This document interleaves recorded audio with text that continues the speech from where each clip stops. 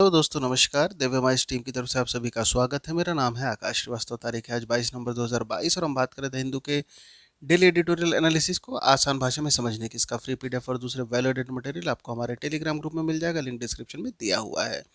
आगे बढ़ने से पहले चैनल को लाइक, शेयर और सब्सक्राइब करना ना भूलें, जिससे क्वालिटी कंटेंट हम आप तक लाते रहें। आज के सेशन में द हिंदू के दो एडिटोरियल आर्टिकल को कवर करेंगे। पहला, साइन ऑफ ट्रबल, और दूसरे आर्टिकल में बात होगी laws and rules. One by one दोनों ही एडिटोरियल आर्टिकल के क्रक्स को आसान भाषा में समझने का प्रयास करेंगे। जो भी हिंदी अनुवाद हुआ है उसके लिए गूगल ट्रांसलेशन का इस्तेमाल हुआ है। ऐसे में शब्दार्थ और भावार्थ की भिन्नता को कमेंट बॉक्स में जरूर इंगित कीजिएगा। चलिए शुरू करते हैं आज के सेशन को। पहला एडिटोरियल आर्टिकल है साइंस ऑफ ट्रबल, परेशानी के संकेत। Coimbatore and Mangaluru explosions point two India's Islamist challenge. Coimbatore और मंगलुरु विस्फोट भारत की इस्लामी चुनौती की ओर इशारा करते हैं।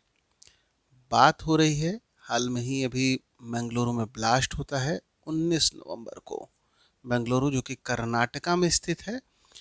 बेसिकली ये निश्चित तौर पर एक संदेश देता है किस तरीके से युवाओं के बीच में जो रेडिकलाइजेशन है वो लगातार बढ़ता जा रहा है। विशेष तौर पर यहाँ पर आर्टिकल में मुस्लिम युवाओं की बात हो रही है। जिस तरीके से मोहम्मद शारिक, जिन पर यह आरोप लगा है कि ये ट्राई कर रहे थे एक्सप्लोड करने का एक कुकर बम के द्वारा, जिसको कि ऑटो रिक्शा से ले जा रहे थे और ये फट जाता है। ऐसा भी माना जा रहा है कि मोहम्मद शारिक का आईएस इस्लामिक स्टेट से संबंध हो सकता है। अगर सीधा सीधा संबंध नहीं तो एटलीस्ट विचारधारा के तौर पर तो जरूर ये संबंध स्थापित होगा। और जो भी इन्वेस्टिगेशन एजेंसीज हैं उनके द्वारा और भी जांच पड़ताल की जा रही है कि ऐसा भी संभव है कि इनका जो मोहम्मद शारिक हैं संबंध हो सकता है जमिशा मुबिन से। जमिशा मुबिन जिस पर अभी कोयम्बटूर ब्लास्ट जब हुआ था, खुद की ही कार में वो ब्लास्ट हो जाता है तमिलनाडु में पिछले महीने के भी 23 तारीख को, और दोनों में ही लिंक होने के काफ़ी ज़्यादा संभावना है। और अब आगे ये भी बात कही जा रही है कि अगर शारिक की बात किया जाए तो मल्टीपल हैंडलर के तहत ये काम कर रहा था, कई लोगों से इसका टच बना हुआ था। और साथ साथ में अब आगे ये भी बात कही जा रही है कि इन्वेस्टिगेटर जो एजेंसीज हैं इनके घर से 75 किलोग्राम एक्सप्लोजिव बरामद कर चुकी हैं।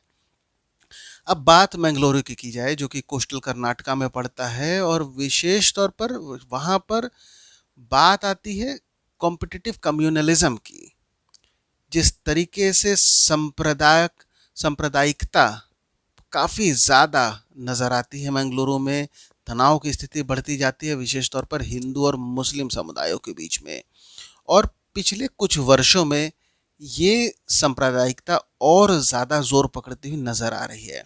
हालांकि केंद्र की बात कही जाए तो केंद्र के द्वारा ये बताया जा रहा है कि देश भर में जो टेररिज्म इंसिडेंट होते हैं, आतंकवाद की घटनाएं होती हैं, उसमें लगातार गिरावट देखने को मिल रहा है।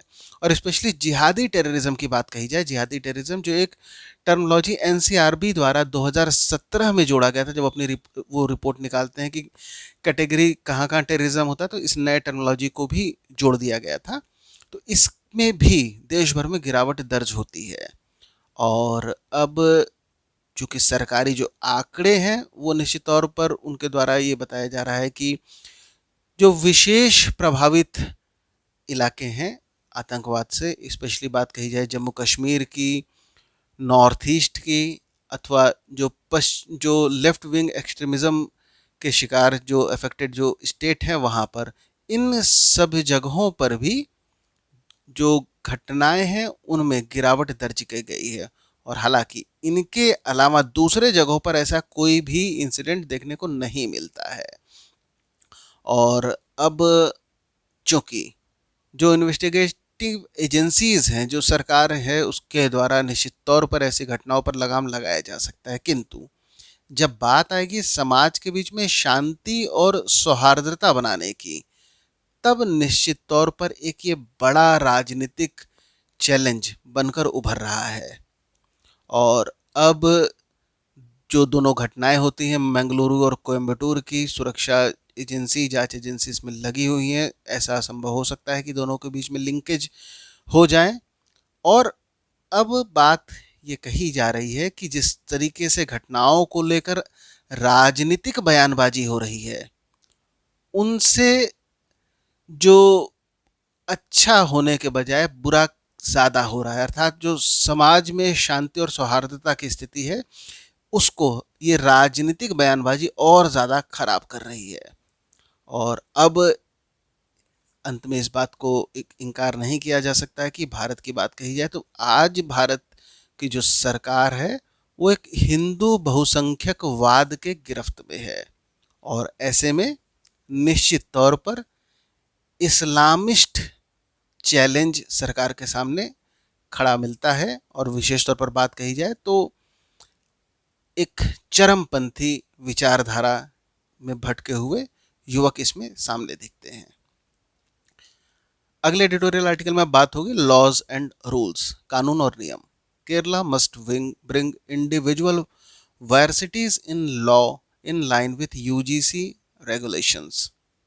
केरल को यूजीसी के नियम के अनुरूप व्यक्तिगत विश्वविद्यालयों को लाना चाहिए। आर्टिकल में बात हो रही जिस तरीके से अभी कुछ समय से गवर्नर बनाम गवर्नमेंट लगातार केरल में देखने को मिल रहा है।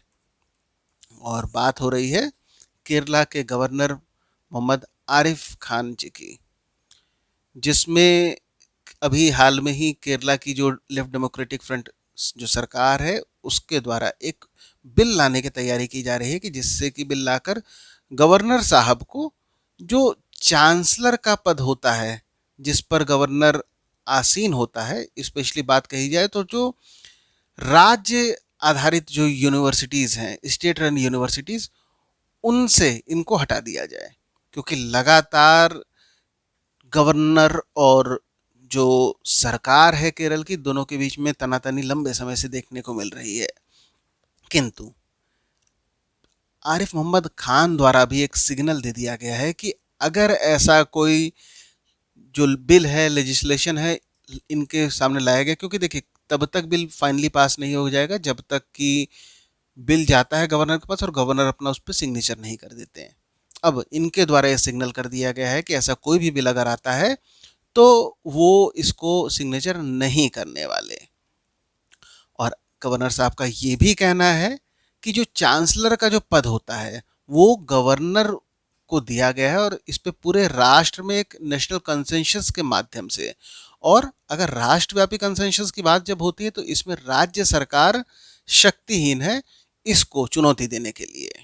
हालांकि ये दोनों ही तर्क वाद विवाद के मुद्दे हो सकते हैं, किंतु आर्टिकल की हम बात करेंगे तो आर्टिकल में आगे अब ये भी कहा जा रहा है कि गवर्नर साहब जिस तरीके से इससे पहले, चाहे वो केरला लोक आयुक्त अमेंडमेंट एक्ट 2022 की बात हो अथवा यूनिवर्सिटी लॉ अमेंडमेंट एक्ट 2022 की बात हो, दोनों ही बिल को गवर्नर साहब ने अपने पास रोक रखा है। उसी तरीके से बिल्कुल ऐसी संभावना हो और ऐसा सिग्नल भी इन्होंने दे दिया है कि यदि चांसलर के पद से गवर्नर को हटाने का से संबंधित कोई भी बिल आता है तो उस पर भी ये इसी तरीके से कार्रवाई करेंगे जैसे इन दोनों बिल पर इन्होंने किया है। और अब आगे आर्टिकल में ये भी बात हो रही है कि जिस तरीके से आरिफ मोहम्मद खान जी द्वारा केरला के डिफरेंट यूनिवर्सिटीज़ के 11 वाइस चांसलर को हटा दिया जाता है।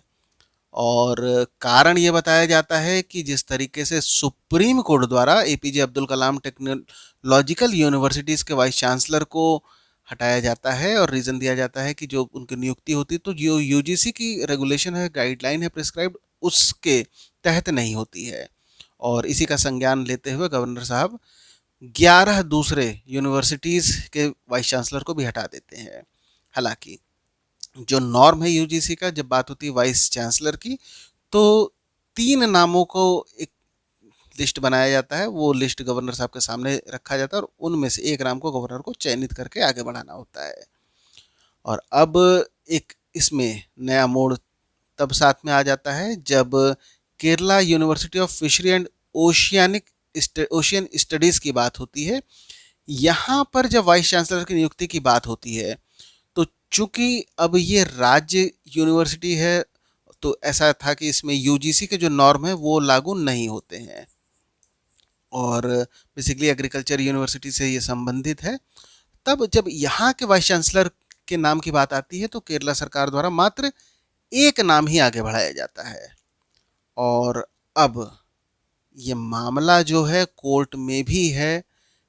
हालांकि आज के ही पेपर में के फ्रंट पेज पे भी था कि जब मामला सुप्रीम कोर्ट में जाता है तो इस मामले में मुख्य न्यायाधीश डीवाई चंद्रचूड़ जी की भी टिप्पणी आती है, जिनके द्वारा ये कहा जाता है कि जो स्टे लगाने की बात केरला सरकार ने कहा गया था कि जो गवर्नर द्वारा जो आगे बात कही गई थी कि उसमें स्टे लगा दिया जाए, जो केरला हाई कोर्ट में ये मामला चल रहा था, फिर मामला सुप्रीम कोर्ट में जाता है तो सुप्रीम कोर्ट ने इस पे स्टे लगाने से मना कर दिया और ये भी कहा कि जो मामला है उसको अभी चांसलर के अधीन में जो शक्ति होती है उसके अनुसार ही देखा जाएगा।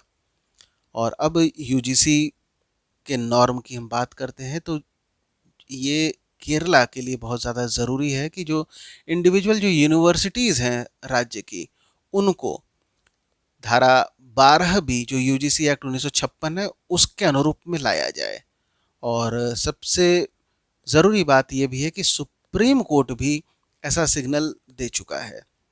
और अब आगे बात ये कही जा रही है कि जिस तरीके से लगातार वाइस चांसलर के जब अपॉइंटमेंट की बात आती है तो इसमें गवर्नर वर्सेस गवर्नमेंट जितना ज़्यादा इसमें तूल पकड़ता जाता है, आम जो व्यक्ति है उसके अंदर अशांति और इस मामले में अव्यवस्था के प्रति नकारात्मकता और ज़्यादा बढ़ती जाती है और इससे ओवरऑल जो स्टैंडर्ड है उसमें कहीं ना कहीं गिरावट होती है।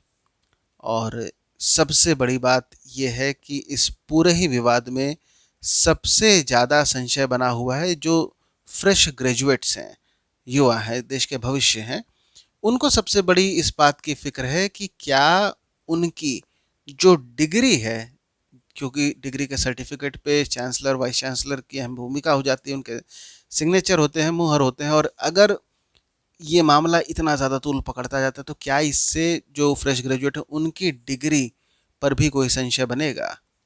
क्योंकि अब सिर्फ और सिर्फ गवर्नर गवर्नमेंट की आपसी पॉलिटिकल वाद की बात नहीं है, बल्कि एक आम विद्यार्थी की भी बात है। और पूरा जो हायर एजुकेशन सिस्टम होता है कहीं ना कहीं उसका भी जो वर्चस्व है उसके प्रति जो आम स्टूडेंट का चार्म है वो भी दांव पे लगा हुआ है। दोस्तों, आज के हिंदू के एडिटोरियल आर्टिकल में इतना ही। अंत तक बने रहने के लिए धन्यवाद।